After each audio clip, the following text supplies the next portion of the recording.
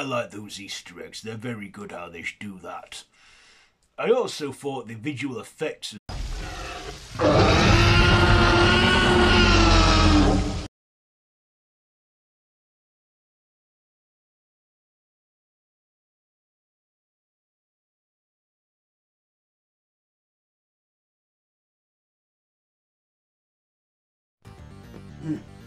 Oh, can't be late for my last episode.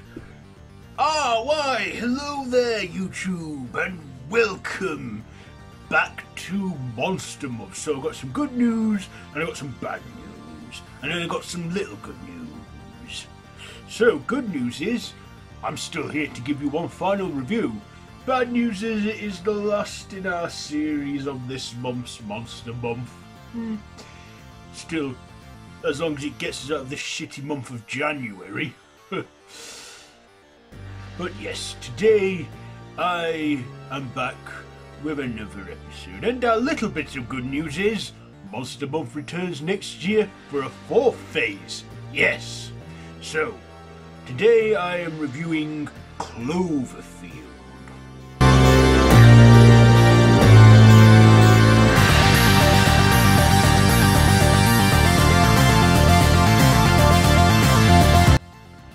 So this is a found footage film which at the time was still a rarity, as back then the only film that had kind of done this was the Blair Witch Project and a couple of handful ones, not all of them. So in this one, a guy's got a camera and he's videoing a farewell party for one of his friends who has a job in Tokyo, Japan. Hold on a second, I'm just going to move up the camera. So where was... Oh yeah, he's going to leave for Japan from New York City. And of course, whilst partying hard, not only does a scandal get out about some sexual relation, but also something comes to New York and rips the head off the Statue of Liberty, and of course... is some giant monster known only as Clover stamping and rampaging around the city whilst our protagonists follow around and go on the camera as they try to get out of New York City. But of course the monster is on the loose. Yes. So what did I like about this? Well, first of all, I like that this was a giant monster movie. And it referenced a lot of classic monster movies as well. Yeah, there were a lot of Easter eggs in there that we don't see on our first viewing. Like there's scenes where we get glimpses of classic monster films, like moments where you've got to pause it to see the Easter eggs of an image of King Kong or the giant ants from them. I like those Easter eggs, they're very good how they do that. I also thought the visual effects as well for this was good, with the monster Clover, on the CG, on the camera and that, the camcorder and stuff. Yeah, this is very shaky footage, but that's what you get from found footage. It's not meant to look like a perfect film, and I did like that cinematography.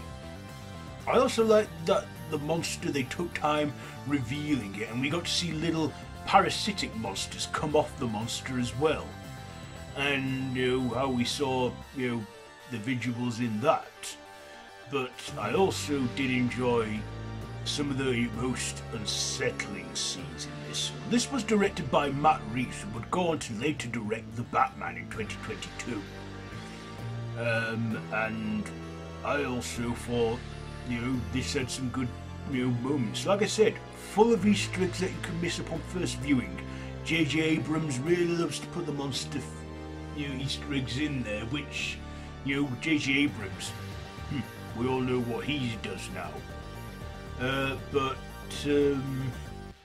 Yeah, I thought we had good storytelling here, some good characters as well, as we see things from their perspective, from their point of view, not the army or the military, it's theirs with the camera. And also it's like our final characters, they take cover in Central Park, but we know they're doomed. This even started a franchise where we got 10 Cloverfield Lane and then the Cloverfield Paradox, which I like to think are sort of in the same universe, but the series is like anthology. But Cloverfield is a good film, interesting, and very good brutal scenes in there with monstrousness. I always wonder, in these kind of films, why do they always go for the landmarks? In an apocalypse, like Planet of the Apes or The Day After Tomorrow, the Statue of Liberty is always buggered. And then we also get, the monsters stamping around New York. What is it with New York? Why don't they try Florida? I mean, I know in the 2014 Godzilla they went to San Francisco. Oh, but anyway, it's a good enough film, which I did enjoy watching. I mean, there were moments where they took its time with the drama, where we see some bits that aren't relevant, like, at first it's like a guy with a camera who's having an affair with his best friend's girl, etc. But then it escalates from there, and we get monsters, and it becomes scary. And of course, even in the poster as well. If you get the poster of the film and then put it in a reflection, you can actually even see the monster shaped out in clouds. Look it up. I swear to God, they do have some good Easter eggs here and there, which I did like in this. As I said, good Easter egg, which I like, because it gets me watching for a second viewing, which I've done more than that. There's even, another thing I don't like is the long credits we get. We get 11 minutes of credits, but if you stick around, I'll fast forward it now, it's on DVD or whatever, you can hear some audio saying it's alive or something. You definitely do that. You even get to see like a quick glimpse at the very end in a final shot as well of something landing in the ocean. Like I say, they're very sneaky with that. But I do enjoy this one. I think it still holds up to this very day. Yeah, you can tell it's fake, it's CGI, but it's found footage. It's a good monster flick. So what am I going to rate this one?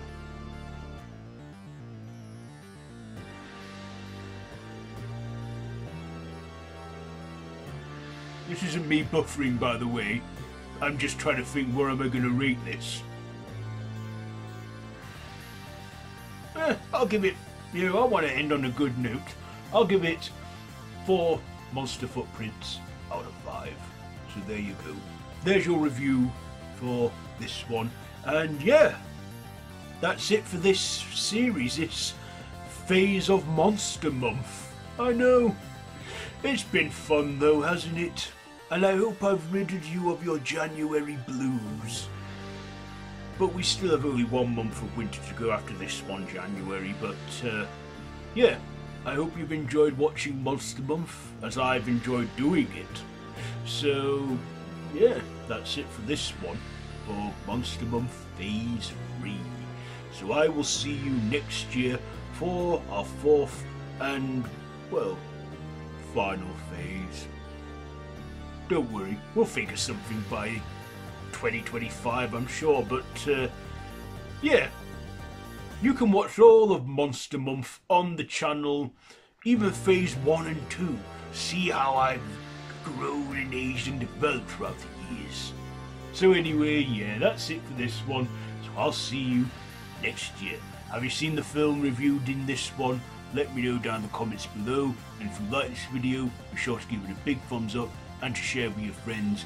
Feel free to subscribe and hit the notification bell. I know it's a click for you, and I'm asking, but I do ask nicely, but down at the end of the day, it's down to you people. So, Random Ross will be back. Well, Random Horror will be resuming its regular scheduling stuff, or, so yeah, I'll leave you now with whatever the channel has to offer you. So yeah, see you next year. Bye-bye! This hand has a mind of its own at times. Stop it. Wait, bye-bye. Yes. Yeah. See ya. Yeah.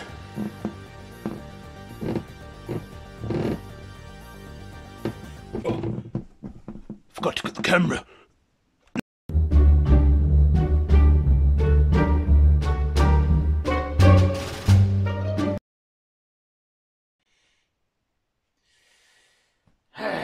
Oh, well. I'd best be getting ready for February's Frico Bites. Better get my robe out of the dry cleaners. Ugh. Where's that robe gone? Oh yes, I remember. Dry cleaners.